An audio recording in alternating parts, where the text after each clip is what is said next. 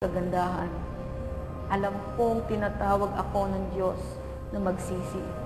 Sa buong buhay ko ay pinalapit niya ako na may pag-ibig at inakaala kong maaari kong gamitin ang Diyos tulad ng iba. Sinikap niyang mabuti na makuha ako upang siya'y paglingkuran. Gayong sa lahat ng panahon ay inisip kong hindi ko siya kailangan. Maling-mali ako. Mas higit kong pinaglingkuran si Satanas. Higit ko siyang minahal kaysa sa Diyos. Gustong-gusto kong magkasala at hindi ako bumalik sa Diyos.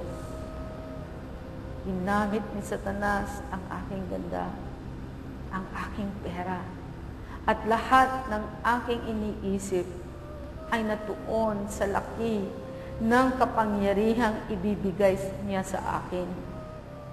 Kahit na ganoon, patuloy pa rin akong pinalapit ng Panginoon.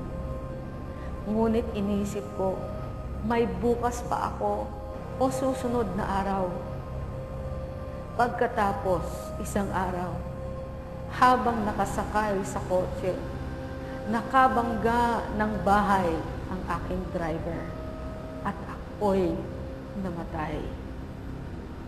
Panginoon, tulungan mo akong makalaya.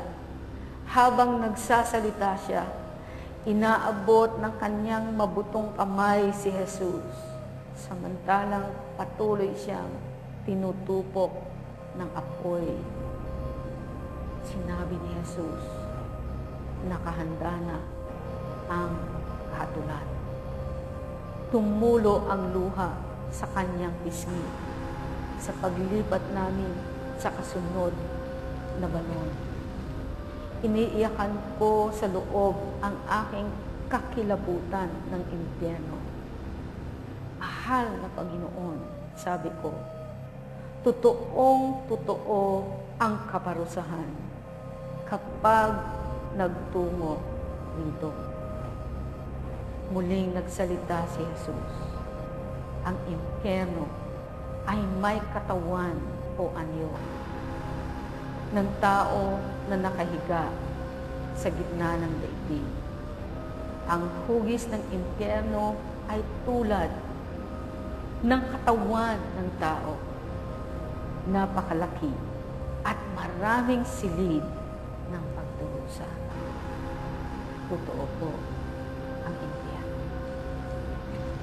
Ang sabi po ni Mary Kay Baxter, ang impyerno daw, sabi po sa kanya ni Jesus, ay nasa gitna ng daigdig o nasa ilalim po natin.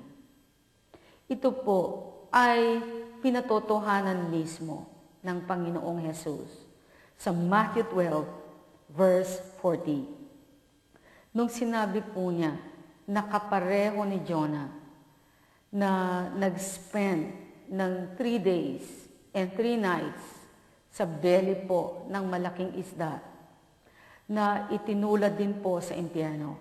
Ganoon din si Jesus na nag-spend ng 3 days and 3 nights sa hell. Ang sabi po sa verse 40b, so will the Son of Man be 3 days and 3 nights in the heart of the earth.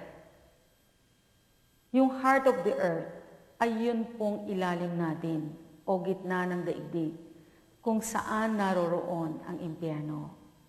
Sabi po ng mga scientists, ang gitna daw po ng daigdig ay mas mainit kaysa sa ibabaw o surface ng araw.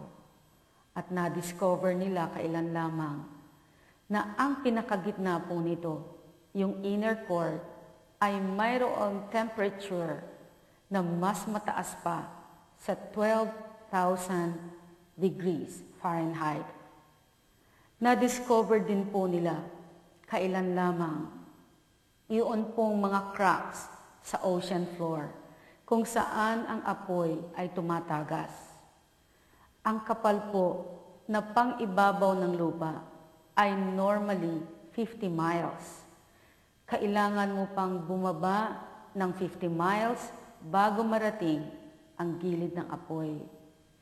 Pero mayroon pong mga bahagi ang ocean floor na ang kapal ng earth ay mas maliit sa 1 milya lamang.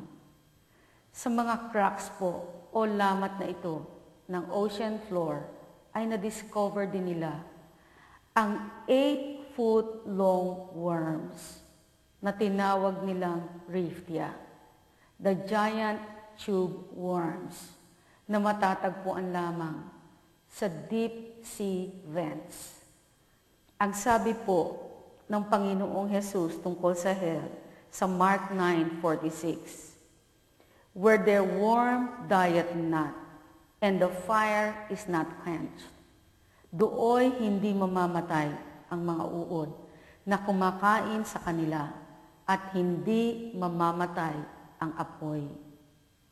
Naniniwala rin po ako na kahit ang mga volcano na nagbubuga po ng lawa ng apoy na tumutupo na milya-milya sa lahat ng kanyang madaanan, gawa ng sobrang init, ay isa lamang pong babala ng Panginoon upang maniwala po tayo na mayroong apoy sa ilalim natin na tinatawag din pong impyerno.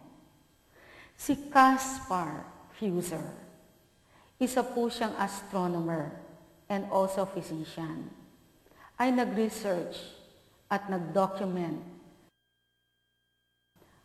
ng mga volcanoes na nag-i-erupt sa Hekla Fel. Sumulat po siya ng mga nakakatakot na information na kanya pong mga natuklasan.